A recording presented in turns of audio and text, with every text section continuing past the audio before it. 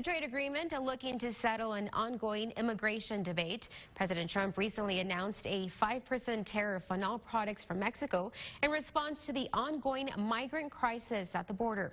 It's an issue that could have a large impact on local trade, the economy, and the price of goods. Alfredo Cuadros tells us more.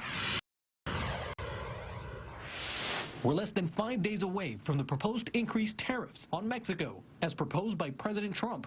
Today, we visit one-on-one with one of the busiest land ports in the country that allows transport for billions of dollars in goods between the U.S. and Mexico. The local director tells us a new tariff with Mexico would have a detrimental impact in the region. It would have a detrimental impact because what it does, it disrupts the supply chain. Us as consumers, we're the ones that take the biggest hit because it's going to hit us in our pocketbooks. The president's proposal comes during ongoing efforts to update trade agreements like NAFTA or the adoption of the USMCA. Some believe the new tariff could be a big hurdle between the country's largest trading partners. When President Trump decided to impose this tariff, he basically said, I don't care what trade agreements we have in place.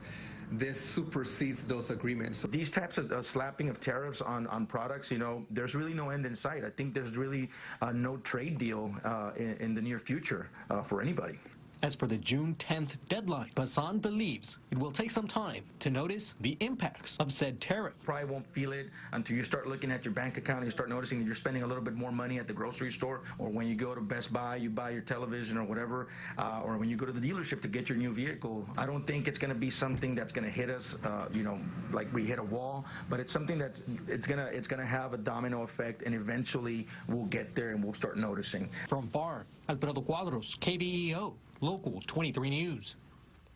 As we reported, Mexican farmers boycotted the 4 International Bridge back in April. The local director telling us the impact was a loss of over $5 million in approximately 6 hours of inactivity.